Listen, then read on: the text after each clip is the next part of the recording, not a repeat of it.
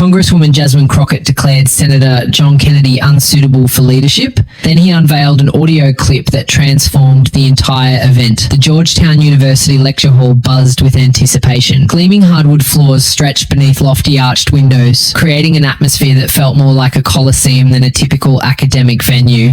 Students, professors, and local journalists filled every available chair. Their whispered conversations merged into a soft hum that pulsed through the space.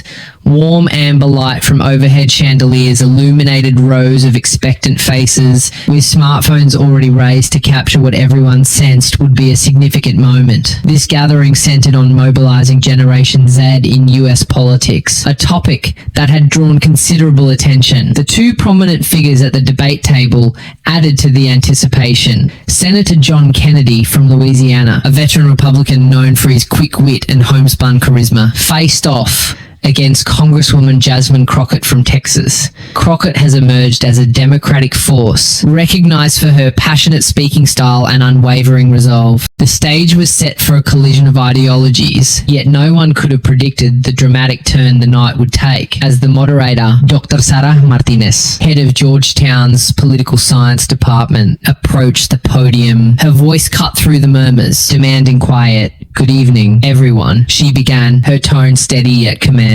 Tonight, we're here to explore a vital topic: how to motivate and involve young Americans in the political arena. Our speakers offer distinct viewpoints, and we expect a vibrant yet courteous exchange of ideas. The audience leaned forward, sensing the weight of the moment. C-SPAN cameras hummed quietly in the background, streaming the event live to a nationwide audience. Social media platforms buzzed with hashtags like Georgetown Debate and Youth in Politics. Students whispered among themselves, some clutching notebooks, others broadcasting live on their devices. The energy was electric, mixing intellectual curiosity with the thrill of witnessing a public confrontation. Senator John Kennedy sat at one end of the debate table, his posture casual but his gaze keen as he surveyed the room with the quiet assurance of a politician who had navigated decades in the turbulent waters of American governance. At 74, Kennedy was a political fixture. His distinctive southern accent and knack for memorable quips had made him a darling of conservative supporters and a formidable debater. His tailored navy suit, accented by a vibrant red tie, subtly nodded to his Louisiana heritage, and he adjusted his glasses with a faint smile, exuding ease as if he were as comfortable here as in the Senate chamber. Opposite him sat Jasmine Crockett, her presence a sharp contrast. At 43, she radiated the dynamism of a new wave of political leaders. Her striking red blazer stood out boldly against the hall's muted tones, reflecting her reputation as a fearless civil rights lawyer turned congresswoman whose viral moments in congressional hearings had won her a devoted progressive following. Her dark eyes gleamed with resolve, and her stance poised like an athlete ready for action. Kennedy's seasoned tranquility faced off against Crockett's vibrant intensity. Experience met ambition. Tradition prepared to clash with progress. The audience sensed the mounting tension, a tangible feeling that this was no routine debate. Dr. Martinez introduced the speakers, acknowledging their achievements. Senator John Kennedy has served Louisiana with commitment, bringing his unique outlook to the national stage, she said, prompting polite applause. Congresswoman Jasmine Crockett, representing Texas's 30th district, has rapidly emerged as a compelling advocate for her constituents. Known for her dedication to fairness and equality, the applause intensified, particularly among younger attendees who admired Crockett's bold approach. Martinez outlined the format, a 45-minute discussion with equal time for each speaker to answer questions and respond to each other. The opening query was direct. How can we better involve young Americans in politics? Crockett was invited to speak first. She rose with deliberate poise, her voice clear and authoritative. Thank you, Dr. Martinez, and thank you, Georgetown, for hosting this crucial dialogue. She began, her tone warm yet resolute. Engaging Generation Z begins with genuineness. Young people are weary of hollow pledges and superficial politics. They seek leaders who confront power head-on, advocating for issues like economic access, climate solutions, and racial equity. She paused briefly before continuing. We need voter registration campaigns in high schools, practical civic education, and representation that mirrors this nation's diversity.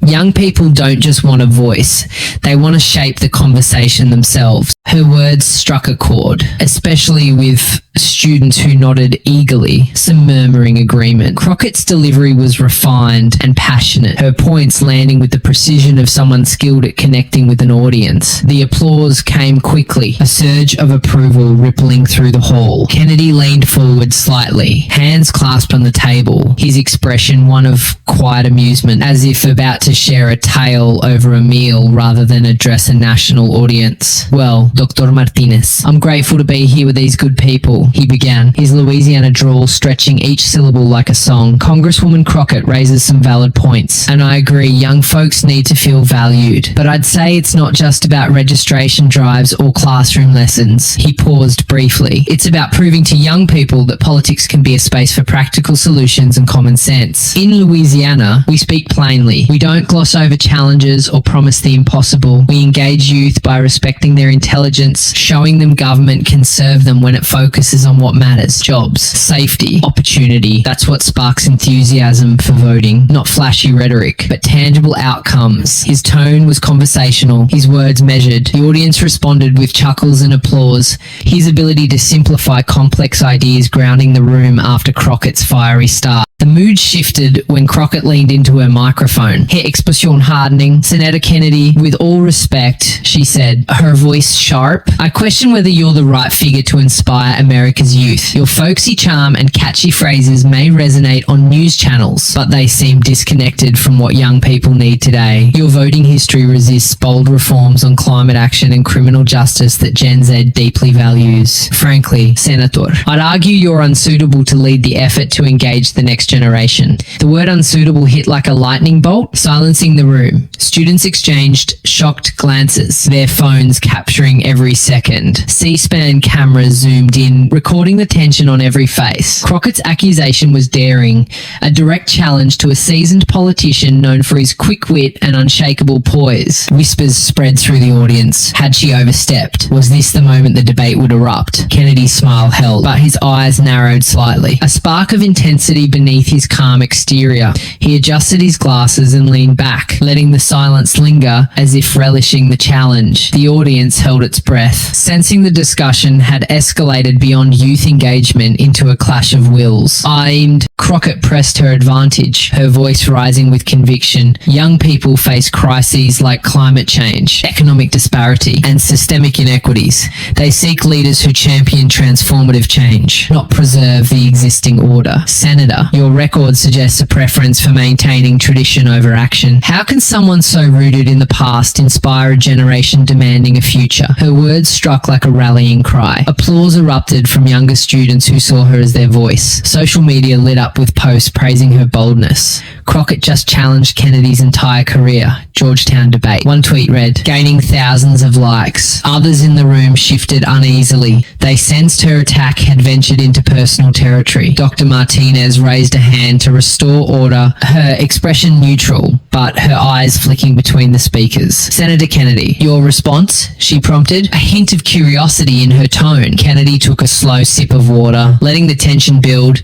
When he spoke, his voice was steady, his drawl deliberate. Well, Congresswoman, I admire your fire, he began, almost fatherly, but I reckon you've mistaken experience for being outdated. I've spent my Senate years listening to folks, young, old, and everyone in between. They want someone who speaks plainly, not someone chasing headlines with grand promises that don't hold up. He paused, then continued. You call me unsuitable, but let's discuss what suitability means. Showing up for your people, fighting for their jobs, schools, communities. Change comes through hard work, not the loudest voice. The audience applauded. Older attendees and students who valued Kennedy's straightforward style responded especially well. Kennedy wasn't finished. Now, I don't like getting personal, he continued, his voice lowering slightly, but since you've thrown down the gauntlet, I have something to share that might reframe this discussion. He reached into his jacket, pulling out a small digital recorder. The device sparked curiosity throughout the room. "Folks, I believe in honest conversations," he said, his eyes locking with Crockett's. "And I've got something here that might help us have one." The room fell silent. The air grew heavy with anticipation. Students leaned forward, phones aimed at Kennedy. Crockett's confident demeanor wavered briefly, her eyes narrowing as she watched him hold the device. Whispers spread like wildfire. What was on the tape? Was Kennedy about to shift the narrative? Dr. Martinez hesitated before speaking. "Senator, are you suggesting you have evidence relevant to this discussion?" she asked cautiously. Kennedy nodded, his smile tinged with mischief. "I do, Dr. Martinez, and I think these folks deserve to hear it." The audience was on edge as Kennedy's finger hovered over the play button. Social media exploded with speculation. "What's Kennedy got? This is about to get wild. Georgetown debate." One post read, shared hundreds of times. Crockett sat back, arms crossed, her expression unreadable but tense.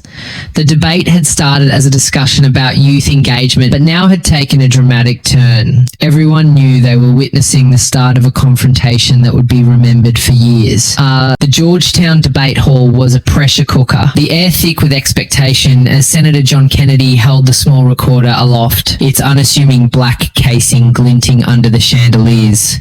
The audience of students, faculty, and reporters sat frozen, their attention fixed on the device promising to alter the evening's course. Congresswoman Jasmine Crockett maintained a composed facade, but the slight tightening of her jaw revealed a flicker of unease. Her bold claim, labeling Kennedy unsuitable, had set the stage for a showdown.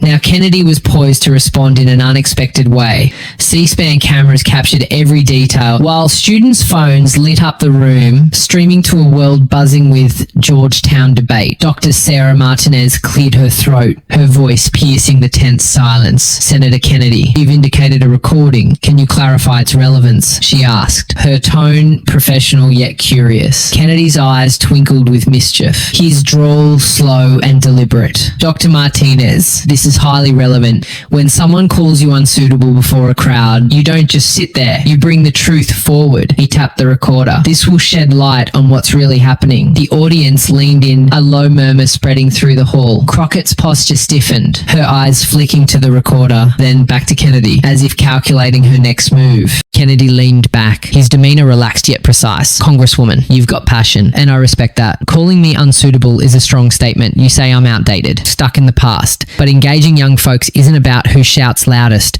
or gets the most social media likes. It's about trust showing up consistently with practical ideas. In Louisiana, young people are starting businesses, attending college, and serving communities. They don't need flashy promises, they need leaders who keep their word." His voice was steady, his accent warm, and the audience nodded, some clapping softly. Kennedy's ability to make complex ideas feel accessible showed in every response, and he remained unrattled by Crockett's attack. The recording had changed everything, though. It exposed Crockett's private admission that her public criticism was strategic. As the debate closed, Kennedy addressed the audience directly. His drawl carried both comfort and command. "Folks, I didn't come to embarrass anyone," he said gently, "but in a room with these bright minds and people watching at home, you owe them honesty. Politics isn't a game of traps. It's about serving people. Young folks can spot inauthenticity from miles away. They want leaders who mean what they say, whether in a debate hall or a quiet chat. That's how you inspire them to vote. To engage, you show them their trust is well placed." The audience roared. Students and faculty nodded, their respect for Kennedy's principled stand evident in their reactions. The Georgetown debate became a lesson in authenticity, reminding all that leadership demands consistency, not just charisma. It inspired a new generation to demand integrity in politics. Hi.